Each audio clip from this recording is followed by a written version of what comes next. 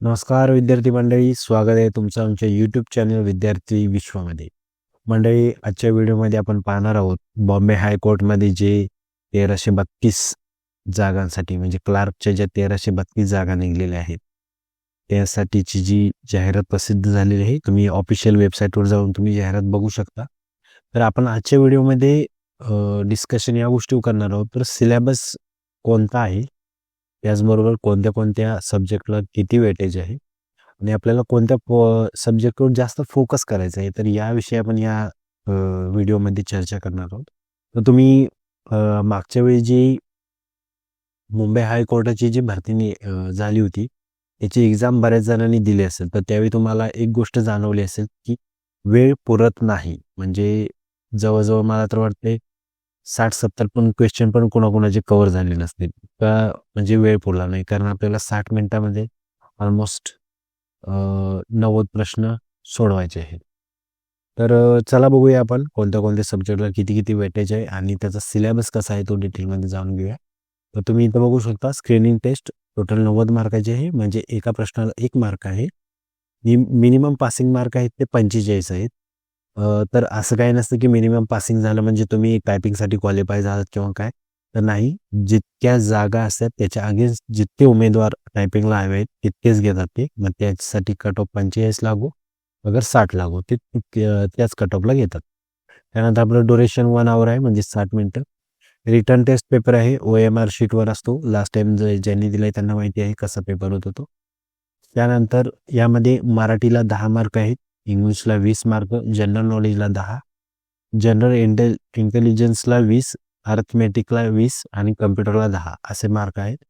तर इथे सूचना पण दिली आहे, if the candidate fails his screening test he she will not be consider for the typing test. मी तुम्हाला अगोदर सांगितलं तसं. तर एक्झाम पास झाल्यानंतरची पुढची स्टेप आहे ती टायपिंग टेस्ट. ही आपण एक्झाम पास झाल्यानंतर आपण त्यावर चर्चा करूच. त्यानंतर वायवा असते.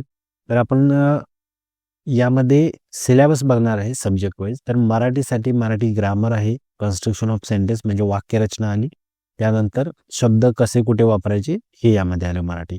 इंग्लिशमध्ये तुम्हाला स्पेलिंग जर यावेळच्या एक्झाममध्ये ज्यांनी कोणी दिली असेल, मागची जी मुंबई हायकोर्टाची एक्झाम होती, तर त्यामध्ये तुम्ही बघितलं असेल इंग्लिश म्हणजे एकदम वास्ट टाईपमध्ये इंग्लिश होतं. तर त्यामध्ये स्पेलिंग करेक्शन वगैरे बघायचे असतात, ग्रामर बघायचं असतं आणि वाक्यरचना वगैरे जी इंग्लिशमध्ये आहे ती बघायची असते. तर जनरल नॉलेजमध्ये तुम्ही बघाल डेली म्हणजे करंट अफेअर्सवरचे आहेत. त्याच्यानंतर हिस्ट्री, तसेच जॉग्राफी म्हणजे भारताचा भूगोल आणि भारताचा इतिहास यावर प्रश्न येणार.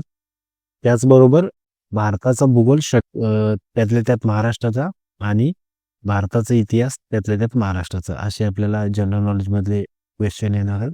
आणि जनरल इंटेलिजन्समध्ये question to test quantitative aptitude म्हणजे तुमची विचार करण्याची क्षमता कशी आहे यावरचे जे क्वेश्चन असणार आहेत 20 असणार आहेत. त्याचबरोबर अर्थमॅटिक म्हणजे आपले जे मॅथ्स आहे, ॲडिशन, वजाबाकी, बेरीज वगैरे ह्या सगळ्या गोष्टी आहेत, पर्सेंटेज वगैरे काढायचे, त्याच्यासाठी 20 मार्क असणार आहेत. आणि कम्प्युटर रिलेटेड जनरल क्वेश्चन्स. तर कम्प्युटर रिलेटेड जनरल क्वेश्चनमध्ये तुम्हाला बऱ्यापैकी सगळे शॉर्टकट पाठ करा, कारण 2 तरी प्रश्न शॉर्टकटवरचे येतातच येतात.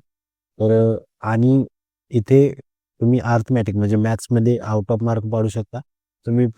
यावेळी बऱ्याच जणांचं असं झालं की ज्यांना मॅथ्समध्ये पूर्ण येत असून सुद्धा त्यांचं वेळेअभावी ते पूर्ण होऊ शकलं नाही. तर त्यासाठी तुम्ही काय करा, तुमचा जो सब्जेक्ट स्ट्रॉंग आहे तो सब्जेक्ट तुम्ही पहिला कंप्लीट करा, त्यानंतर मग दुसऱ्या सब्जेक्टकडे वळा.